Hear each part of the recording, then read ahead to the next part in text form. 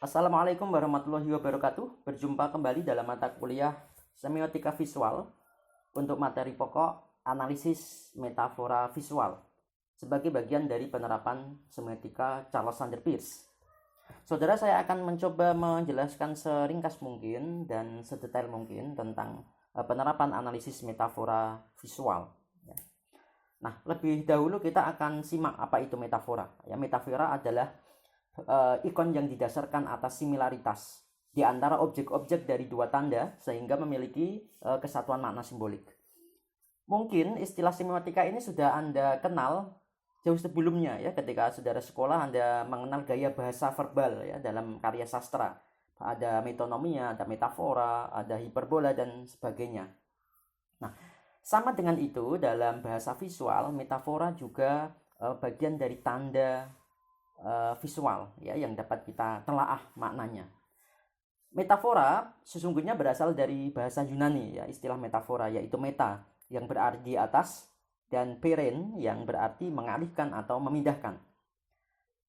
Nah, menurut Claes dalam bukunya menjelaskan bahwa metafora ini adalah pengalihan citra, pengalihan makna atau pengalihan kualitas sebuah ungkapan kepada sesuatu ungkapan yang lain, atau dapat kita persingkat sebagai pertukaran tanda gitu ya.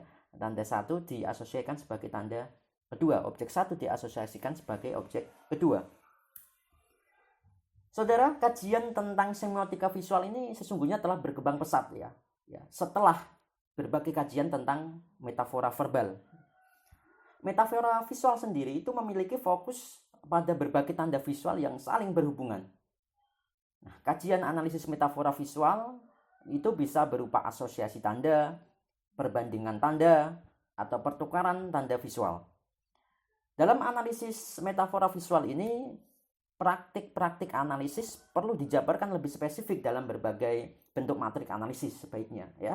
Nah, apa prosedurnya? Prosedurnya sesungguhnya tidak ada ketentuan ya, prosedur yang dapat dilakukan untuk mengidentifikasi metafora visual dalam berbagai konteks ini tidak ada ketentuan. Artinya saudara bisa mengembangkan misalnya dalam bentuk matrik atau tabel analisis gitu ya. Baik, bagaimana cara yang paling sederhana dalam analisis metafora, khususnya metafora visual? Yaitu saudara bisa mulai dengan membandingkan deskripsi kedua objek yang diacu oleh tanda-tanda yang bersangkutan secara skematis. Nah, contohnya misalnya analisis semiotika visual pada karya ilustrasi editorial ya, kartun editorial karya Sudarta tahun 2013. Nah, simak di sini ada objek gurita digambarkan besar sekali. Kemudian ada oknum KPK, kemudian ada teks dinasti tidak hanya di Banten kan. Saudara, kartun editorial ini mengandung sindiran secara implisit tentang suatu kasus suap dan korupsi di Gubernur Banten pada waktu itu ya. Kasus atut yang aktual pada masanya itu diperbincangkan di berbagai media pada masa itu. Metafora di sini dihasilkan dari mempersamakan objek gurita ini sebagai seolah-olah dinasti ya, yang berupa objek hewan gurita dengan objek lain ya, dinasti Ratu Atut. Jadi mempersamakan gurita dengan kekuasaan dan kebesarannya ini seolah-olah ini seperti dinasti kekuasaan ya, yaitu dinasti kekuasaan politik. Nah, jika ini dijabarkan dalam matrik analisis kira-kira seperti ini ya, saudara bagi menjadi dua kolom yaitu objek 1 dan objek 2. Objek 1 itu guritanya, objek kedua adalah dinastinya. Ya, jadi objek 1 guritanya yang denotatifnya, kemudian objek 2 ini yang dinasti Ratu Atutnya. Jadi dua objek ini dipertukarkan atau dipersamakan. Hewan raksasa berkepala besar pada objek 1 dapat dikategorikan raksasa karena digambarkan dengan ukuran yang hampir memenuhi bidang gambar. Ya, ini dapat diasosiasikan dengan objek 2 dinasti memiliki kekuasaan jabatan sebagai gubernur Banten. Objek 1 gurita memiliki 8 lengan. Nah, diasosiasikan dengan objek 2 dinasti memiliki jaringan yang luas dengan mengikut sertakan satu persatu anggota keluarga besar masuk ke dalam politik praktis ya. Nah, kembali ke objek 1, lengan gurita berfungsi untuk bergerak di dasar dan menangkap mangsa. Objek 2 kita asosiasikan dinasti ini memiliki lengan atau tangan di setiap jaringan dengan mengontrol setiap wilayah yang dipimpin oleh keluarga besar itu.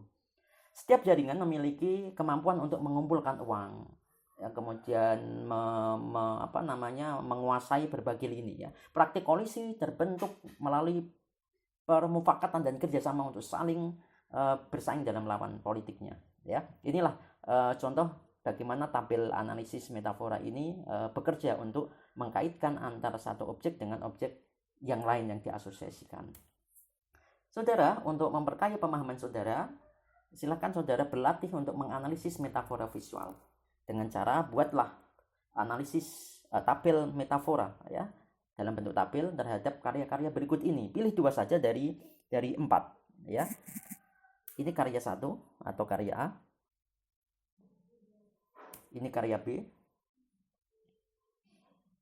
Ini karya C. Terakhir karya D. Demikian saudara, selamat bekerja. Wassalamualaikum warahmatullahi wabarakatuh.